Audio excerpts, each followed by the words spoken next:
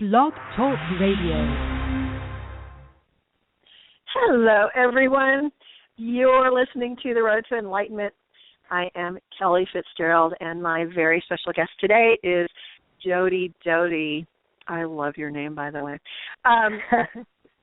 She is a soul reader, which we were talking just before the show about what that is, and I will have her explain it too. She's also a healer and a writer. She's one of the co-authors of the upcoming compilation book, Beyond the Loss, Breaking the Stigma of Depression and Suicide. You might already know her from her Facebook page, Meditations and Musings by Jody Doty. I know you're going to enjoy listening to her. It's been kind of an off day for me, so we're probably going to end up laughing a lot, which will be good too. So, welcome to the show. Thanks for being here. Great. I'm happy to be here. Happy to laugh with you. Good, because that's what we're doing. Going back to kind of our pre-show chatter, for lack of a better word, what is a soul reader? What is it that you do? Because the way you explained it before was just beautiful. And if you remember what you said, I'd love to hear it again. Sure, happy to. I use my gift to look at you, at the beauty of your soul. And that is kind of looking at you in this moment, looking at the beauty of who you are. And I find that a lot of people are kind of stuck in the past, or they're a little bit in the future. And what I like to do is kind of help bring you center, help move your spirit, move you back into the place of now, of this moment, of your inner peace, and help you to kind of realign and operate from the now.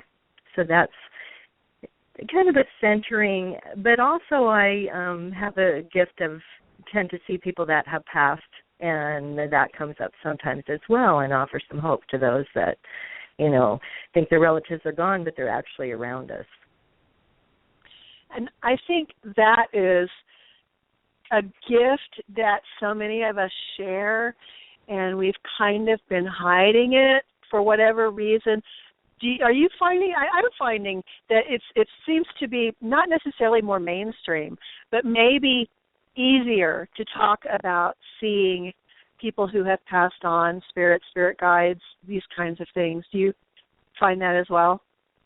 I find that as well. I think with some of the books that have been coming out, and even some of the people in the medical profession that have been having those experiences as well and are brave enough to share that, is really helping to let go of, kind of the mystery around it, and we're all just kind of trying to get in touch and connect, and that's really what it's about, and remembering that, we're all here and we're not alone, that our relatives really don't leave us. They're always with us. It's just a matter of kind of crossing the veil and being in touch and being aware. Awareness is really, I think, shifting, and people are much less frightened of it and more aware that they have them around them, that they have feelings, that they can still connect. I think a big key of that is really realizing these people love you. They may not be in the physical, but those emotions are still there. And being open to realizing that is still there. I think a lot of people kind of scare themselves into shutting down. What Exactly. if something happens? Well, if these people loved you in life, they love you in the afterlife. They don't turn into monsters when they, and I think especially recently, I've had a number of people that have come up to me, mostly in workshops, but a couple of coaching clients too, saying, well, I know Dad's there. I kind of can grasp that he's still there watching me and helping me, but I don't want to see him. It's just going to scare me. Well, why isn't he talking to me? Well, because you told him he's scared.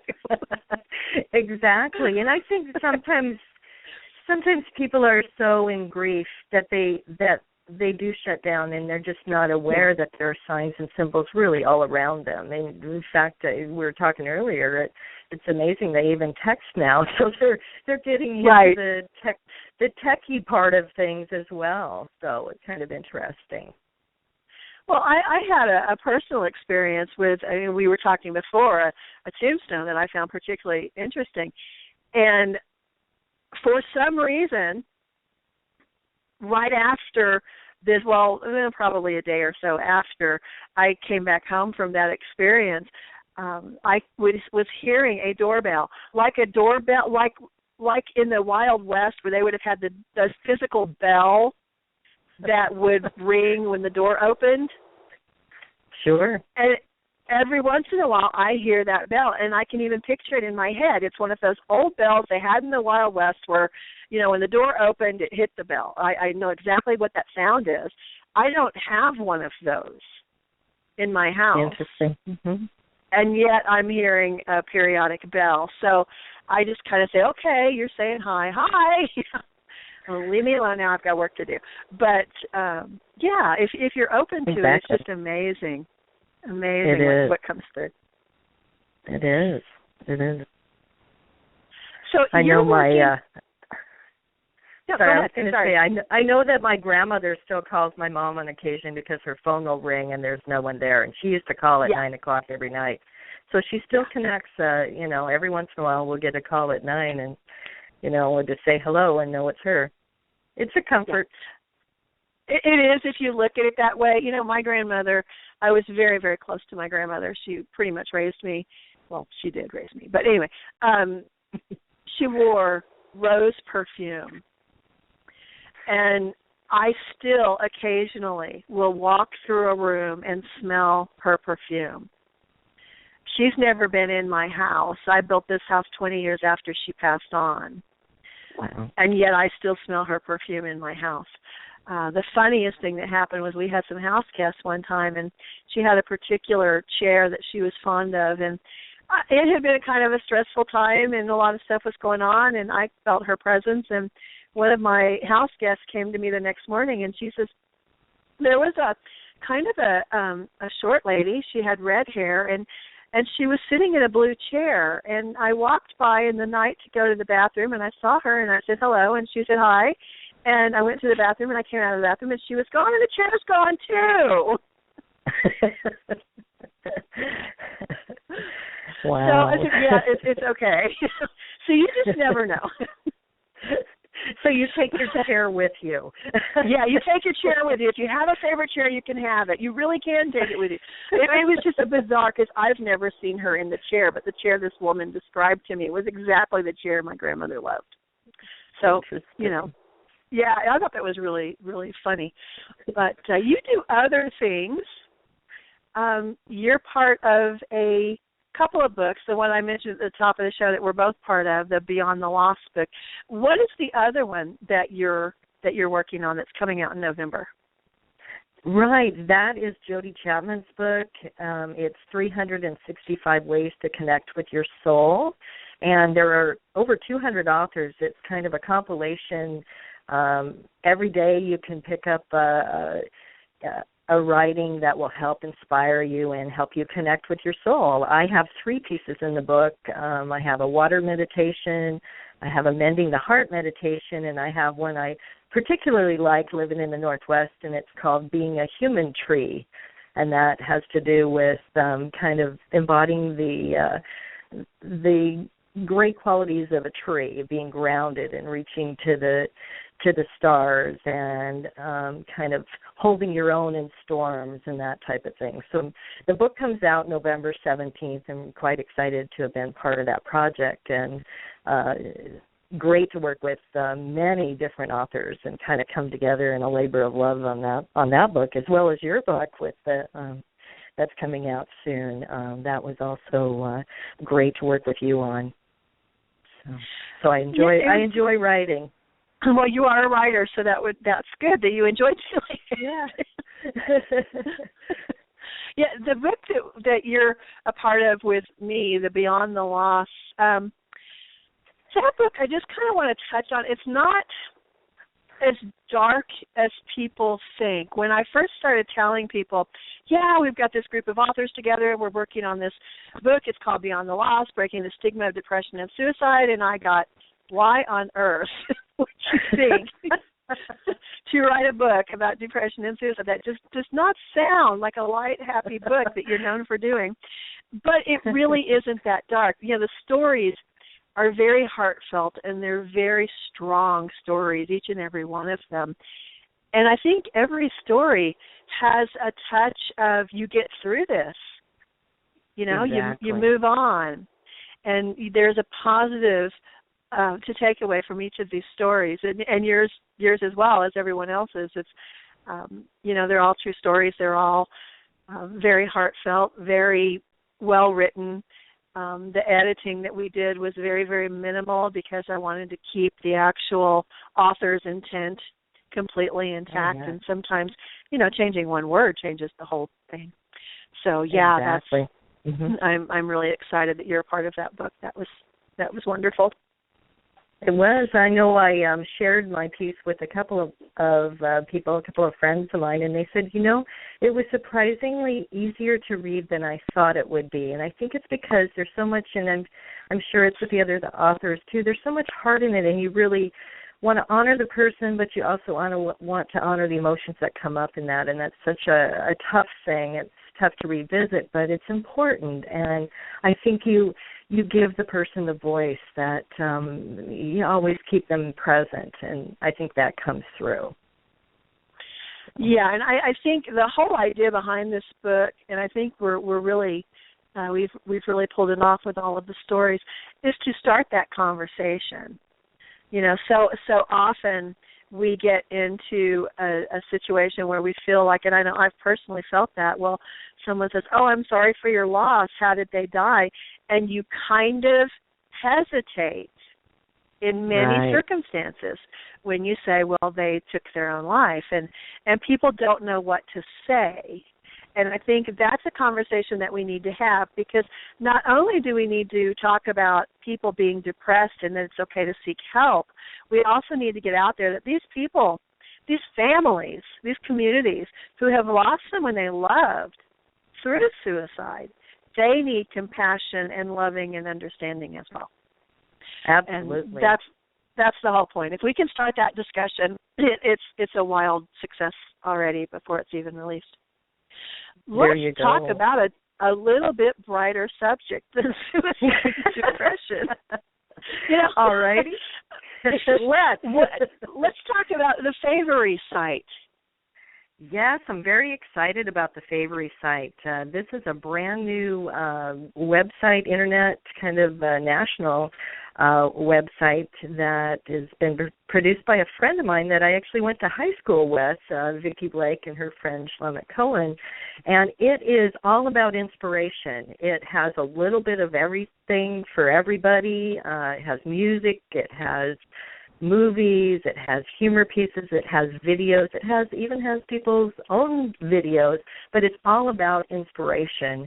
And Vicki called me, I know she had a medical issue, and she's been had been stuck in the house for about 3 years, and over the time we chatted, we kind of inspired each other to heal and get well, and this inspired her to, if this helps me, I want to do something for other people. I want to inspire them, and I'm just fortunate enough that she kind of gave me a call, and I have a page on there that where I have 4 meditations on there on various topics, but also some of my photography and some of my posters from Meditations and Musings by Jody, Doty, my Facebook page, and and I also have some poetry. So just love that site and looking forward to seeing where it goes. It only launched on Monday, so the 12th, so it's very new. So just invite everybody to check it out. And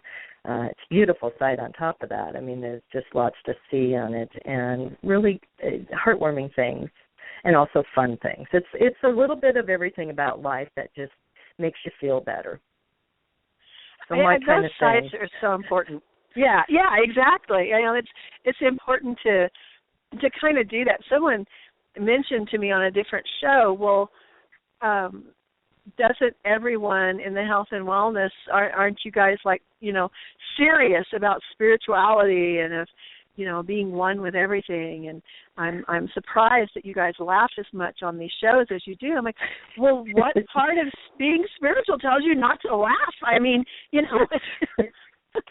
it's important to have the whole balance, a little bit of everything. And you really don't appreciate, the part that laughter has to play in your life. And until you lose it, if you go through something dark and then you're able to laugh again, it's like, I made it through, yay!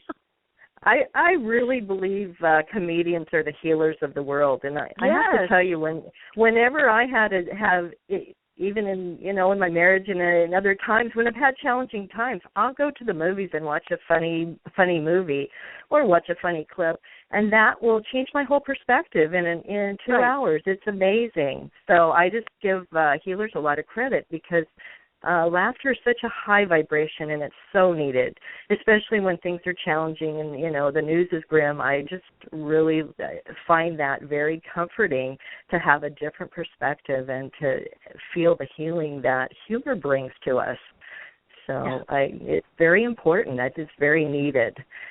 It helps you shift out of that space. So. Yeah, you can even laugh at grim things. I mean, that's what I find. Well, you can have that. Just give it a different perspective or a different spin on things, and really change your focus and move forward. So, very healing. I think that's one of the things that a lot of people don't. Well, I won't say they wouldn't believe, but a lot of people are surprised when they meet me in person. Is something can happen and everyone else is going, and I'm going, because I think it's funny. And it's just part of it. I think if you can laugh at any situation, it's you're halfway through it already. You're halfway over it. It's behind you, which brings me to a question that I want to ask, and it goes back to what we were talking about as far as being a soul reader. Leaving the past behind. I find in my coaching clients that I'm having people who are either reliving the past over and over and over, or they are planning for so far ahead in the future that they're not taking care of their immediate needs, and they're not being grateful for what they have now. Is there some advice that you could give anyone listening to kind of help people stay in the moment? Because that's really where the magic happens, is moment by moment. And I think people either don't get caught up with themselves or they're too far ahead of themselves. So is there some kind of advice, something that you give people that would help them stay present in the moment? Sure. I'm a big proponent of meditation and grounding. I've been doing that since the early 90s. And grounding, imagining an energy from the base of your spine to the center of the earth, it kind of helps you feel connected, helps you feel here. That's really helpful. Just saying something as simple as saying the date and particularly the year. You don't want to be stuck in October of 1800, but just bringing your awareness to here. And I often, for future time, will kind of use this example of I'm not a big fan of going to the dentist. And when I start thinking, oh, no, I've got to go to the dentist, I go into anxiety or a little fear, and that's because I'm in the future with it. But when I'm in the moment, when I'm really present, I'm sitting there in the chair, it's really not that bad. And it's just a matter of my awareness of not being kind of in the future with it, but being present. I know that when you're in the past, you're often going to sadness, and it's because the body, it's been there, it's sad, but and anxiety is a lot about being in the future. I find a lot of people feel really stressed. I can just see that they're just right there next to themselves. It's a matter of kind of bringing yourself home or coming home to yourself and breathing in you is what I like to say. But so grounding and really more being aware. Sometimes even when we're having a conversation with someone, we'll do that thing where we'll start thinking ahead about what's happening, and we're missing that moment with that person right then, and making that connection. So really being aware of our body, kind of being more in our bodies. Yeah, I tell people to really be mindful. And one exercise that I've used is to have someone look around their room and see where they are and really be conscious of their space and where they are. And one particular client, I had her go through everything that she was grateful for, just that was in that one room, not even the rest of her house, just that one room. And that sort of anchored her into where she is right now and how her life is right now, and stop worrying about what may or may not happen in the future, because that's the future. Right now is I like to do important. that with coffee, but I think it's the bohemian in me that just loves coffee. But I like to sit with my coffee and imagine it's the elixir of me. I drink my coffee, I sip it, and I imagine it filling myself with the essence of me and bringing me home. So being very present. So I not only just slurp it and kind of run, but I sit with it and really smell it, really feel the cup in my hand, let all of my senses, kind of take that in. And for that moment, I'm very grounded in that moment. I also find that people, different things work for different people. Sometimes gardening is very grounding for them and brings them very much in the moment. Music, dance, all the arts, that's why I love the arts. Painting, you are right there in the moment with it. And so if you can, sometimes just sitting and looking at the ocean, that's a biggie for a lot of people. And I think it's because it really brings you home. You're there. You feel the sand, you smell, the smells, you can see the water. It's using all of your senses and being aware. It's a wonderful thing to do. But meditation, really, that's kind of a key thing. It helps you to tune out the outside and really start to tune into yourself and let yourself be aware of what you're feeling around you and aware of, what you have within that you're missing. So now, I know you do guided meditations. I've done some guided meditations. Do you find that, especially if people are just beginning meditating, that the guided meditations are kind of the way to go?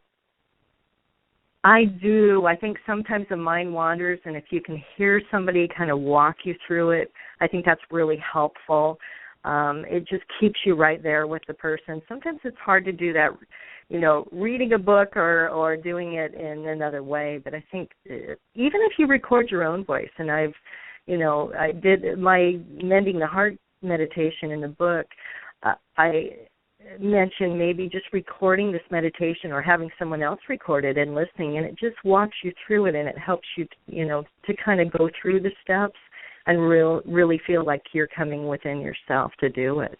So I think the guided is the way to go for beginners, especially because it's kind of hard to stay grounded and stay home. We're used to floating around, and it's like come back home and step by step, here's how you do it. It also helps to do it, in a class with other people that, there's power in a group, and I think sometimes just taking a class is helpful.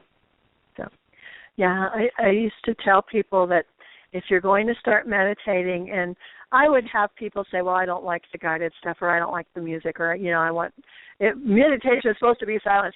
I call them meditation purists. But anyway, I would tell them to set an egg timer. Literally, when I started meditating, and this many years ago now, I was so hyper and so anxious and so honestly depressed at that point in my life. It was very difficult for me to let my mind be quiet. So I set an egg timer for a minute. And right. People said, well, why didn't you want to go past a minute? You missed the point. I wanted to make sure I stayed for a minute. And I literally started meditating 1 minute at a time. And then I realized that there are guided meditations and music and all this other stuff. So then, that really helps me. But that's literally what I did, was 1 minute at a time. And even in 1 minute, 1 minute changes your perspective. It does. It really does. I tell people that's really a good place to start. The point is, we want you to start. Exactly. Whatever it is that you decide to do for meditating, it's really important that you do it. Exactly. Yeah, So what are you? It's a primer for me. Yeah. Yeah. Well, people that don't have time, they say, "Well, I don't have time for meditation." Set your clock 15 minutes early. Get up 15 minutes early. 15 minutes of sleep is not going to kill you if you lose it. 15 minutes is plenty to start with, especially. And exactly. Go from there. And I know people that meditate 3 and 4 times a day. I don't. I go twice. I think that's enough. Even 15 minutes. Some days you can only work in 10 or 15 minutes, but sometimes that's the best 15 minutes of your day. Exactly. Like, don't deprive yourself of that. Make it a priority to be in touch with you. Yeah. So. I want to ask you how you came to this point where you are a soul reader and a healer and a writer, and you do these wonderful, wonderful, inspirational Facebook posts. How did that just come naturally to you? Did you just wake up one day and say, nope, this is what I'm going to do now? How did that happen? Yeah, I think I've always had the gift, I would say, or a very strong spiritual connection, and also the intuitiveness has been through my family, my grandmother, my mother, even my sister, and but I think really in my early 30s, I kind of had that struggle with, trying to work through and impress and do the whole work thing where you're just, spending your whole life doing things for other people. And I'm such a giver, that was such the role that I felt that I did start taking a meditation class. That's kind of how it started for me, and a healing class. And I just loved it so much and got so in tune with the spiritual side of me. I was much more in balance. And so it just kind of progressed from there. And I did a 2-year seminary that was very helpful, very intensive. The first year of kind of releasing a lot of the things that, I'd held on to personally. And the second one was more about outreach, more about being a neutral help for other people and looking at their soul from a neutral perspective and helping them to move up past the emotions and just see the beauty that they are, the soul that they are. We focus so much outside, but it's so beautiful to look at and come within ourselves and see that. It's a whole different way of viewing. And so I just kind of came to it through meditation, kind of came to it naturally too. Lots of interesting experiences, lots of joyful experiences. Always had kind of a knowingness about things, but before meditation, I didn't know what to do with it. It was like a kid in a candy store where you just you know things, but what do you? But my whole the whole focus of switching it to being able to help people, to being able to kind of, and as I do that, it's a real help for myself, because all healing really is self-healing. So, when you focus on yourself, you're giving others permission to heal themselves. And I just love that, being able to have that opportunity to sit down with somebody and remind them that they have this beautiful being within them, and they're not just their body. Thank God. They're not just their body. They're not just their experiences, but there's so much more. And so that's kind of how I came to it. And I just have always had a quirky sense of humor about things. And humor is, again, I hold that I value it very highly. And so that's a lot of my writings and some of the musings that come through just come to me in my meditation, and I just come from that kind of joyful place. And I only started writing probably about a year ago, and it was following meditation that these things would come to me, and I just started writing them down and found that they resonated with a lot of people. So it wasn't just, my stuff, but it was, I always find that something that comes through is very universal and touches somebody else, and that just brings me a lot of joy. It's a gift to be shared, that's for sure. And we appreciate you sharing it, and I appreciate you being on the show. We're about out of time here.